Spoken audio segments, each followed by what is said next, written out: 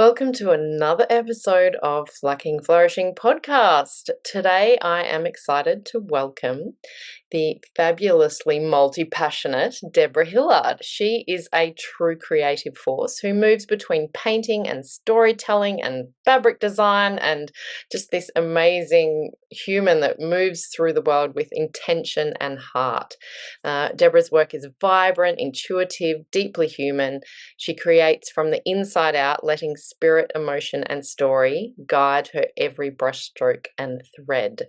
So I am delighted to welcome Debra. What a lovely introduction. Thank you. You're You're hired. very welcome. It's funny, I actually really enjoy the process of saying the introduction because I mean, I think if the tables were turned, I'd probably feel like a bit overwhelmed too. But I just really love introducing people because, yeah, you rarely go anywhere with any kind of fanfare, do you? You kind of just walk into a room. Hello, I am this Yeah, person. Yeah. So, how are you flourishing today, Debra? funny you should ask. Um, I am in a process and have been for I would say deeply for the last couple of years. Mm, A deep spiritual process of unraveling and reweaving the threads of who I am and how I live. yeah. And where I am currently is on the cusp of creating a new life.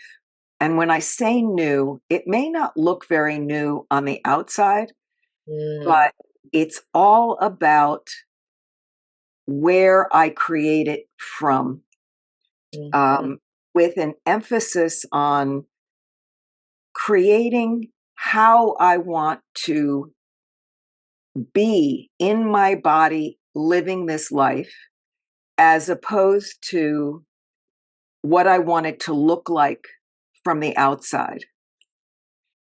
I'll talk a little bit more about that because when you say, where mm, am I flourishing? mm, It's in this process of allowing what has been to unravel.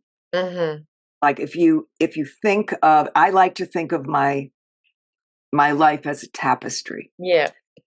And I've been experiencing the threads of that tapestry loosening Mm, so that the configuration can reassemble itself in a new way. Flourishing to me is living my truth. mm. And I can't know what that truth is unless I allow what was to unravel, dissolve, however, whatever words Yeah. resonate with you, so that I can see more of what's really true to me shining through. Mm, And that's what I'm experiencing now. And it's really miraculous mhm, because I've spent a lot of my life attempting to be who I thought I needed to be okay. mhm, Okay in others' eyes, okay in my own eyes. mm, And there was always something not quite right in my own estimation. So I've been fixing myself for a lifetime. mm, And in these last couple of years, with the depth of my spiritual process, and I say the last couple of years because that's when things have really, really accelerated.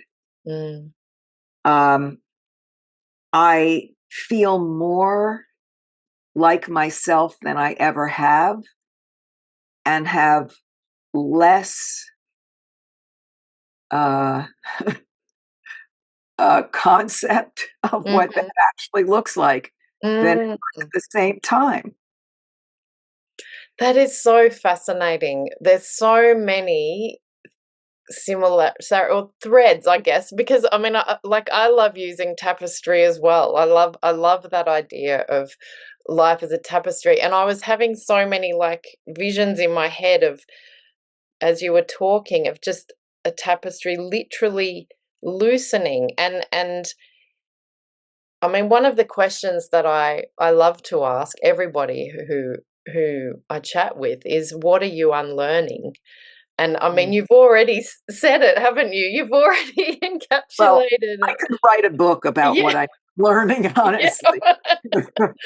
Yeah, the unlearning and that unraveling, the idea of that we reach a point in our life where, I don't know, I can sort of see it in my head. I can be quite visual sometimes, and so it's like this tightly woven tapestry that we kind of weave with all of this, like, stuff that we carry from our families and society, and it's tightly woven that we get to a point where we just wanna, like, Yeah. fray the edges and unravel it all. Oh, you're absolutely speaking my Yeah, language. yeah. Uh, I just finished my manuscript for my first solo book, which is called Remembering Myself: A Journey Through the Threads of Time. Mhm, And it is the story of how that tapestry got woven, mhm, threads pulled from lifetimes ago, not just mm, this. yeah. And it culminates, and I won't give the ending away, but it No culminates spoilers. in Yeah. my first sacred spiritual shamanic ceremony, which was 2 years ago. And Mhm, that's when things just, but it sort of lays the foundation for seeing what that tapestry has been and what I've had to unravel in mm, order to fully be myself.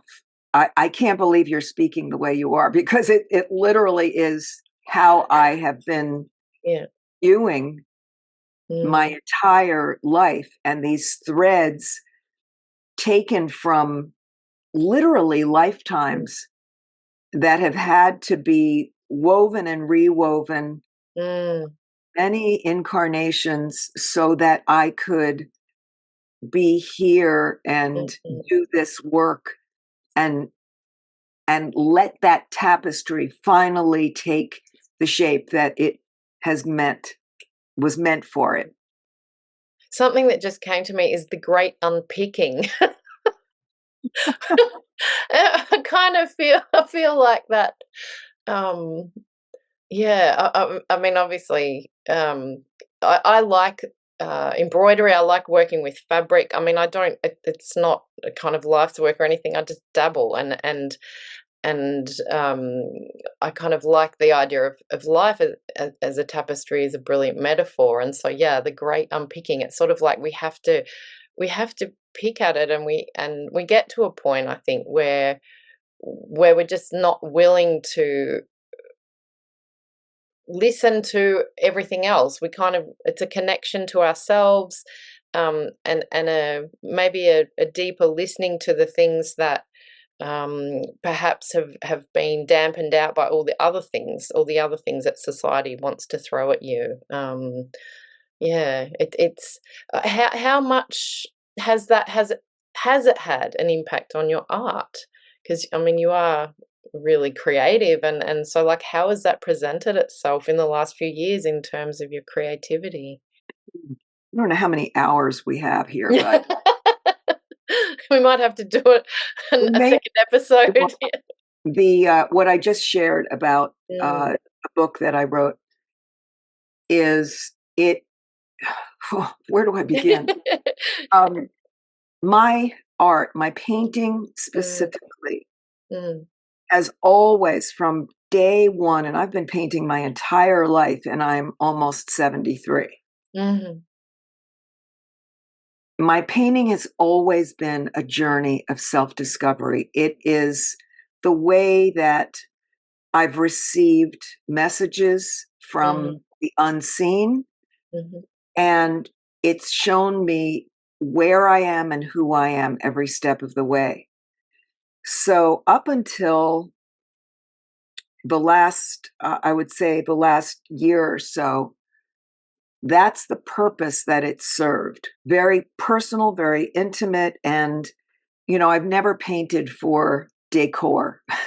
No. It has been this process of turning myself inside out. In the last year, I've painted very little Mm. and turned my focus on creating with fabrics, but not, again, not for decor, not for just creating beauty. It's been about creating medicine. Mm-hmm. What I realized recently was that both my painting and my fabric work, well, and my writing, Mm. all been me creating my own medicine, a Mm. way of healing myself and bringing myself back into wholeness. Mm. With this unraveling, I'm finding that I'm just beginning to go back to painting now. Mm.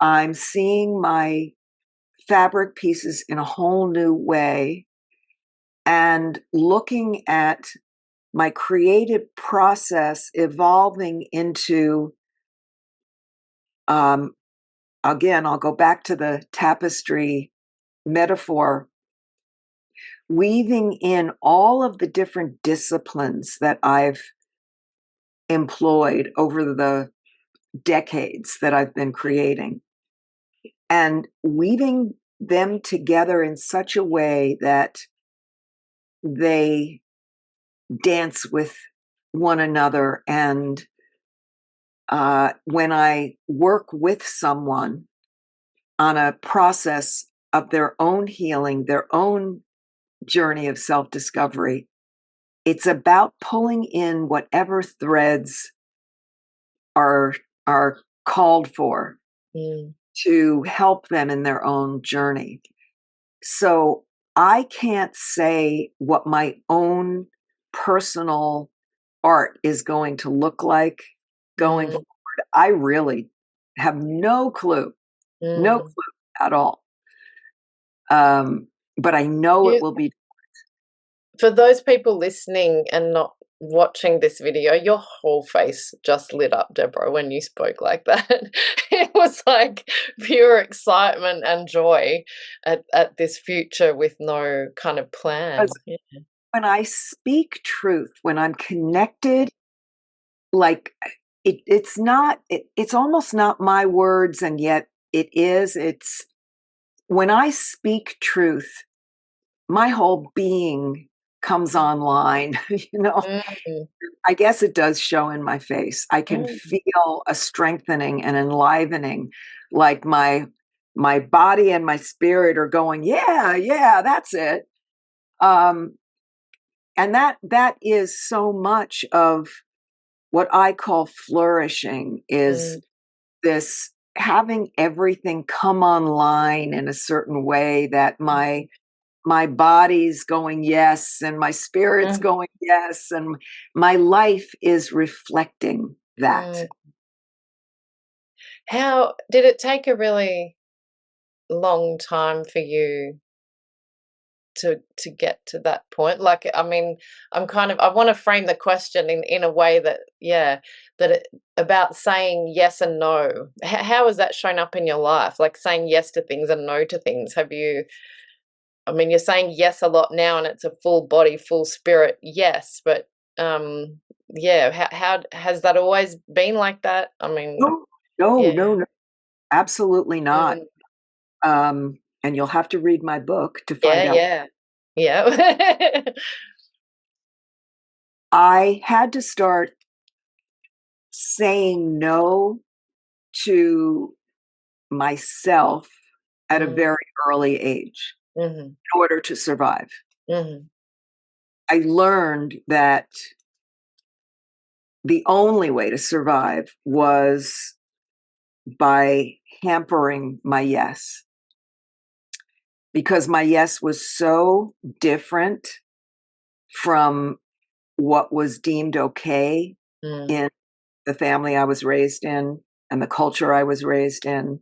I I went had a lot of trauma and abuse in my background, and so um, I didn't have good boundaries. I didn't mm, know it was okay to have boundaries or even mm, what that was. yeah. And I didn't learn that until much, much later in my Mm, life. You mentioned something earlier about, coming to a certain point in your life. And that point for me was when the price of saying yes to what was not okay for me mm, and living the life that entailed was much greater than the fear of what my yes might bring with it. mm, As I mentioned, I'm close to 73 now, so it wasn't until I turned 70 that I was able to absolutely say yes to myself. mm, That was when I made a very strong declaration about who I was, and along with that came who I was not and who I was mm. not willing to be for anyone else, most of all for myself. So if someone were to ask me, "Oh, how long did it take you to get here?" I would just have to say a lifetime. A lifetime. Yeah. If you It's could not go it's not something you can give someone a prescription for. no, definitely not. And I think I mean, there's so much in how we grew up, where we grew up, the time we grew up, the people we were around, the family baggage, all of those things have an influence in how where we are at various points in our life and how long it takes Yeah, us to find ourselves and get back to ourselves. For some people, they're much younger, and hooray for them. But I mean, yeah, for myself, I feel like it's a lifelong process of you're getting to know yourself. You think at 21, you know yourself. If you could go back and whisper to a younger you, whisper something in your ear, what would that be? I would say all of this is going to be worth it someday, because at each turn of the decade, I was not sure if it was. Mm, Um, it wasn't until very recently that I began embracing moments of joy, mhm, um, allowing myself pleasure. mm, My life has been marked by uh, being a warrior through mhm, pain and trauma and loss and devastating illness and you name it. mm, So I would say to my younger self, depending on what decade you're talking about, mhm. Yeah, a lot of versions of that younger, yeah, yeah. hang in there. Mm, All of this is for a reason, and it will be worth it. mm. What brings you joy right now? Well, the first thing that I will say, and this is probably going to sound, well, I don't know how it's going to Oh, sound. yeah. One of the things that I love more than anything is treasure hunting. Now, when I say that, and I've always been a treasure hunter all my Uh-huh. life, ever since I was a kid. I loved going to the beach and looking for treasures in the sand. I loved Awesome. spending time in the woods and Yeah, looking around. yeah. I've always loved that.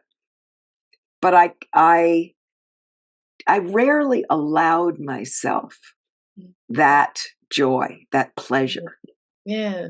Oh, that's petty. Who has time for that? It doesn't really mean anything in the larger scheme. Oh, well, very recently, I came to the awareness that part of the medicine that I need in my life Mm.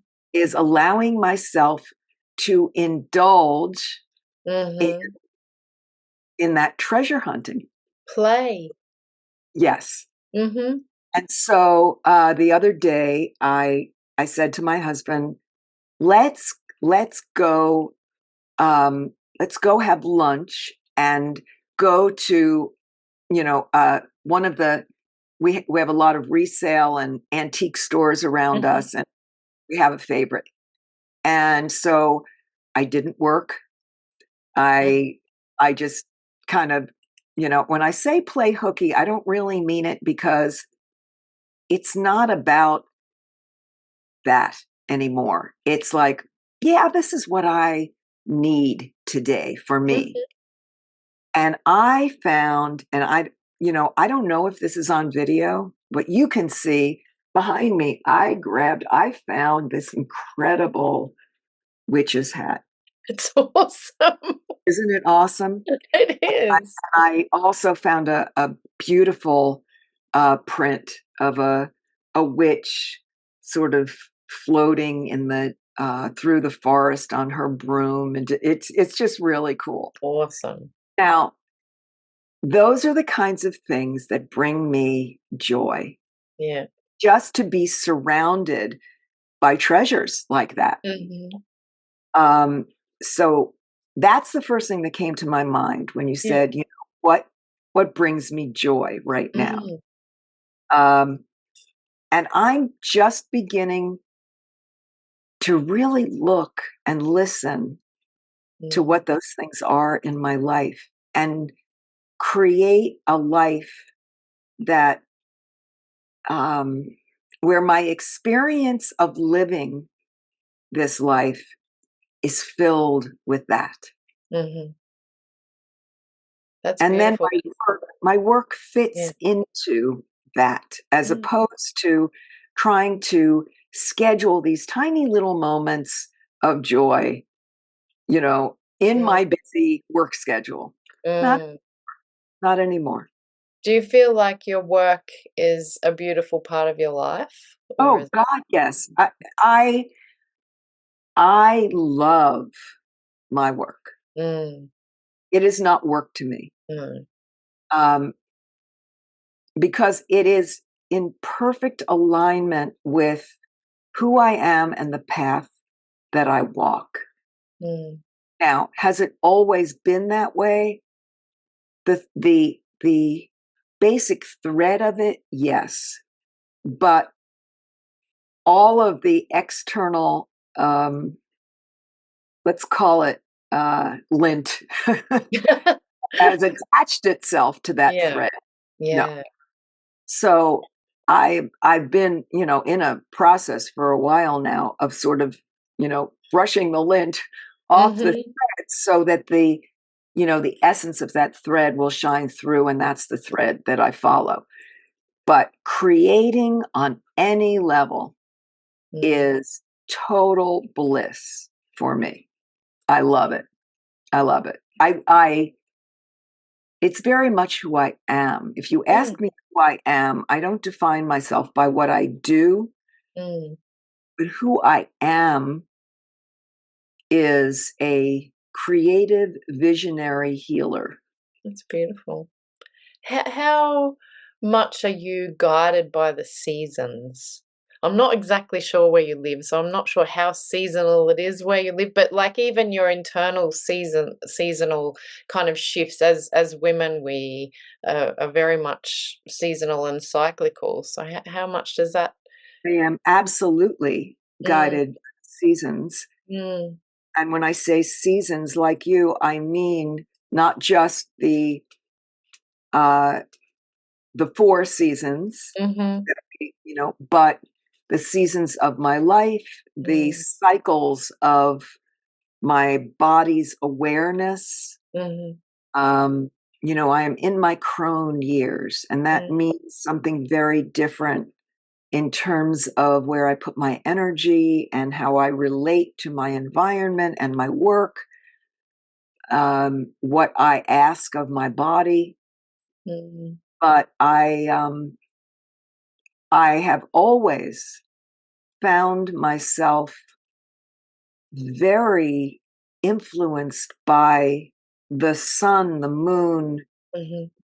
by the natural. I'm a pagan at by nature, and Mm, I've created a medicine wheel in front of my studio, did this years ago, that is not a traditional medicine wheel, but um, it is a reflection for me of where I am. When I look at where I am on that wheel, whether it be time of day, time of year, time of life, it uh, makes me pause and mm, reflect. So that yes, in answer to your question, I am very, very mm. guided by the seasons.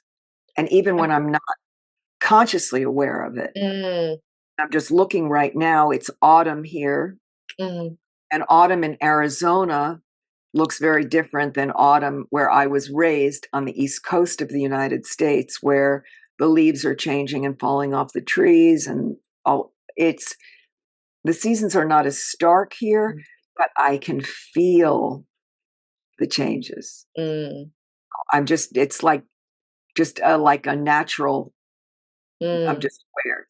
I'm just, Yeah. and this is also a time when I'm shedding Mm. that lint. Yeah, yeah. It just naturally has happened. Yeah. I Yeah. think I grew up, somewhere that looks very much like Arizona. I haven't been to Arizona, but I grew up, in a landscape that looked very much like that, from photos that I've seen, friends that I have there. How much do you carry the landscape of your upbringing when you move to a different landscape? You grew up on the East Coast, and it's very different. I Yeah, I never felt at home where I grew up. I Okay. always knew that I was going to leave there.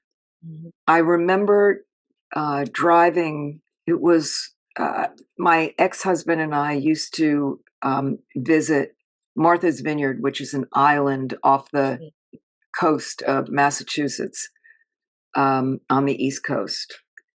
And we used to visit there every autumn. And I remember driving home and realizing that I felt like I was suffocating being surrounded by all of these trees.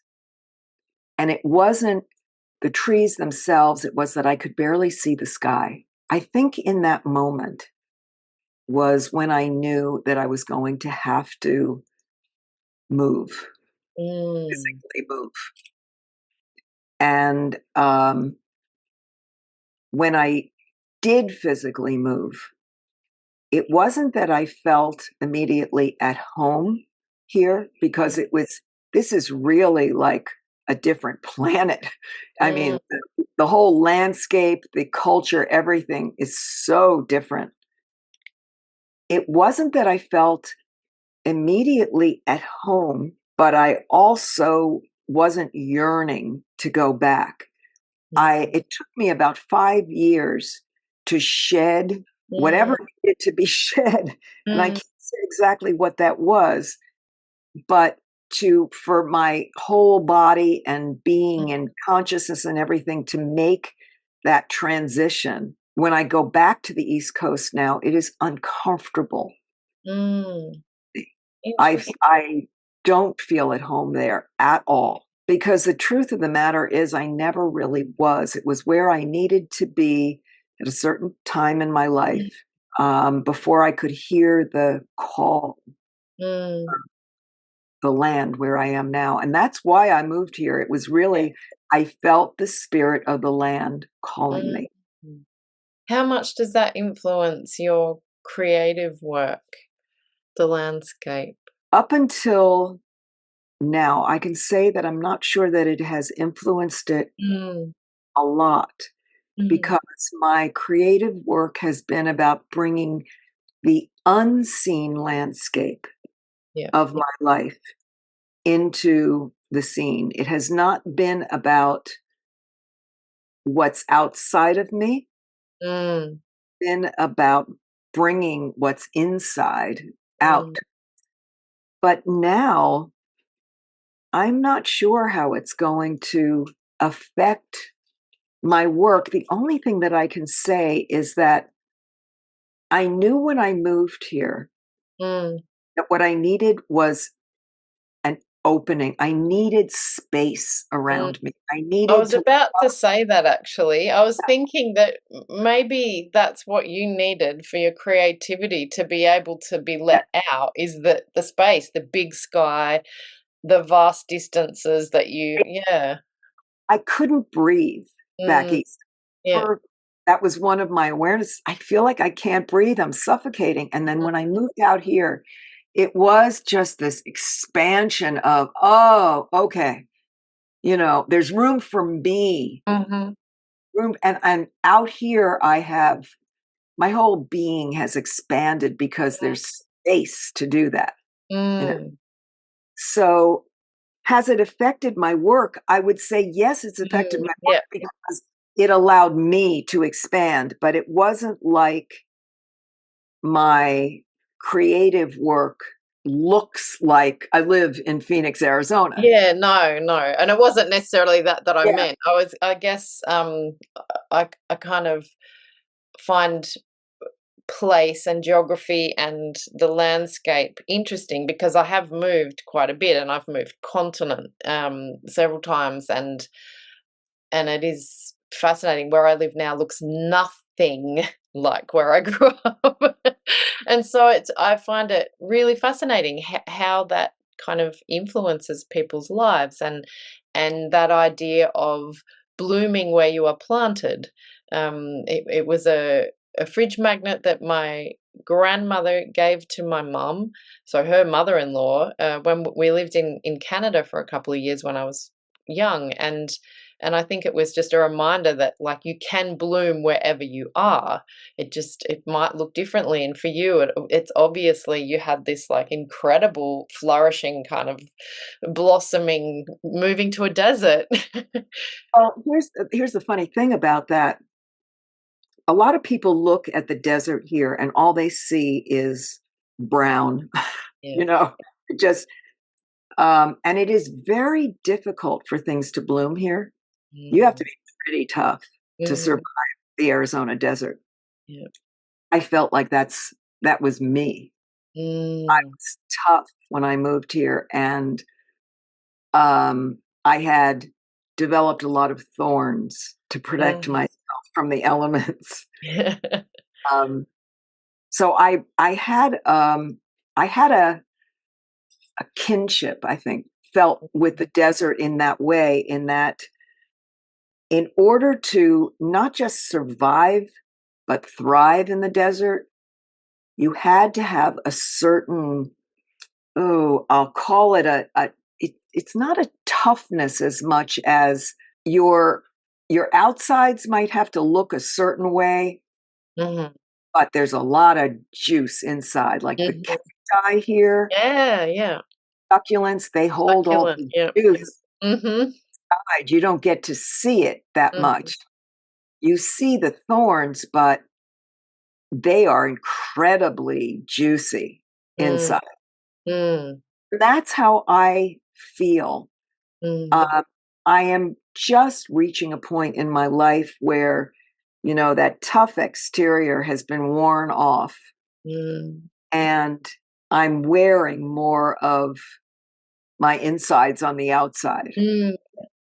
But I guess that's really how how being here has affected my work because I I guess I needed to feel like I was where I belonged and felt a resonance with my surroundings Mm. so that I could tune into that juiciness inside. Mm.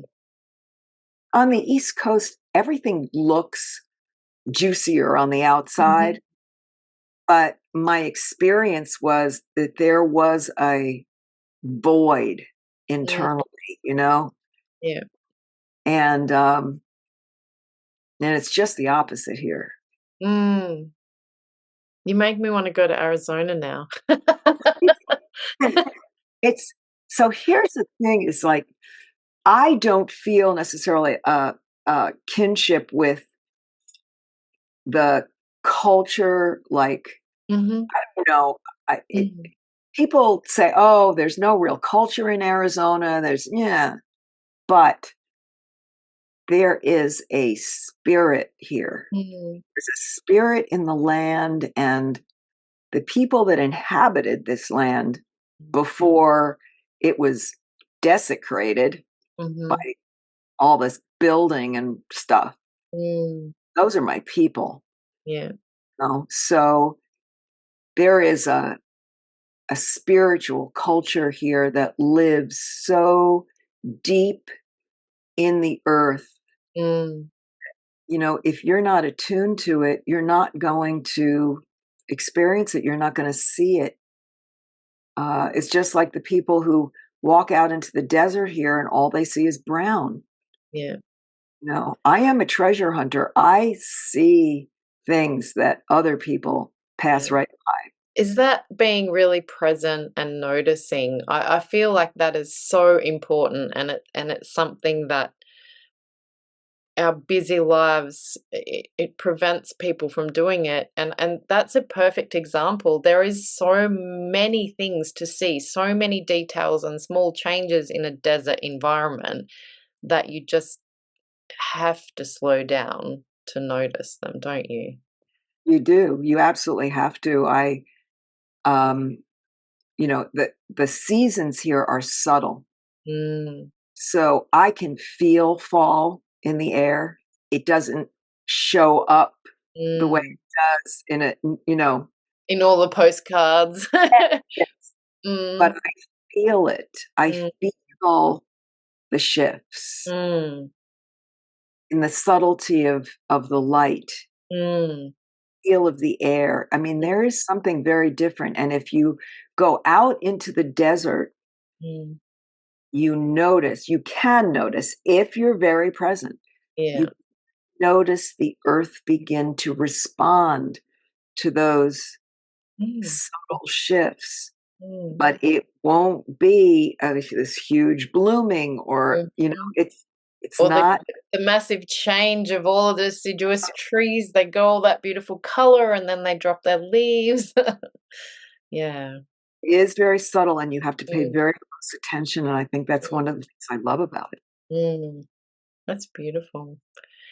If you had something to impart to people or to women especially, you said you were in your crone age, and I kind of have a love-hate relationship with that word. We kind of have attached way too many negative things to it. I think it's something to really be embraced, but what would you say to people kind of approaching who are in their 40s and going into their 50s and onwards? What would you say to them, you who have reached this point, if they're kind of struggling and feeling a bit stuck? Yeah, I am embracing my own wisdom at this age, Mm, realizing that it could not have come any sooner yeah. as much as I would have loved. Mm, When I think about who I was at 40 and in my 40s, who I was at 50 and in my 50s, who I was at 60, mhm, all of these turn of the decade mm, markings, each one felt so monumental. Um, and I remember feeling a lot of loss with mm, each one, thinking I should be mm, somewhere that I'm not. Mm, One thing I would say is I didn't realize how fast this journey would go mm, because there were decades that felt so painful, I thought they'd never end. mm, I thought the pain would never end. I thought the challenges would never end. I thought I would never get out of whatever. But looking back, what I would say to women in their younger years, and when I say younger, I'm mm, even 40s, 50s, mm, embrace the mess of it all. mm, Because I will tell you as an artist, creativity is chaotic, mm, messy, and the there are stages of it where you think that it's just a pile of mud and you can't imagine how it's going to turn into anything other than something you want to throw in the trash. mm, But eh, you know, as in painting, so as it goes in life, mm, that when you embrace the mess, when you embrace the path of self discovery that life is, that mm, creativity is, yeah. something always emerges. You never know what it's going to be. It's not going to happen in the time frame you think it is. I guarantee you that. And it's not to be forced. Mm. It's just like giving birth. No, you it just takes whatever time it takes. Mm, And it's messy and painful. mm. Um, There's and magic in the mess. there is absolute magic in the mess. There is no magic in the control, in the plan, whatever plan you happen to have. Whatever the heck that means. That's thrown out more than, Yeah, holding it all together doesn't work. yeah, The only magic, the only way through to where you have any vision at all of where you want to be is by letting it all go and listening to those whispers, being willing to surrender to the mm, process and let your life be an adventure of self discovery. Let mm, yourself evolve into being, like a mm, beautiful work of art. yeah. That's so beautiful, and it's just so in alignment with pretty much everything that I really feel strongly about too, is that the surrendering and the letting go and embracing the mess. It is how we have this idea or that society kind of drills into us a little bit too, where everything has to be in this little thing, and it's actually break it all down, get rid of all of that, and just kind of surrender to that incredible, yeah, the incredible world that we live in and the experiences that come. It's Well, the other thing is that at certain stages of our lives, surrender feels impossible. mm, There were times in my life, mm, and I spoke a little bit about this earlier, that I went through a lot of trauma and abuse, severe illness, um, an abusive marriage for 27 years. Had I not hung on to what I thought I needed to hang on to survive, I might not have survived. mm, There are times when you have to survive mm. for life. Yeah, maybe it's only when you feel safe that you're able to really surrender. Well, Mm. I this is a conversation probably for another time, but Yeah, yeah. the whole concept of safety Mm, we can't possibly know in our younger years where safety really lies, because it does not lie in the physical world. It does not lie in a relationship. It does not lie in your work. Unless you are safe with yourself, sovereign unto yourself, you really know who you are, you don't have a sense of safety. You're reaching out there, looking for things to grab onto. And they're all temporary, you know. So it took me a lifetime to get to that point. But there were points along the way where I had to create enough physical safety so that I could surrender another layer to find more of my personal safety, my true self. Illness has been my greatest teacher throughout the course of my life. It has taught me surrender. It has taught me what true healing looks like, and I'm still learning that.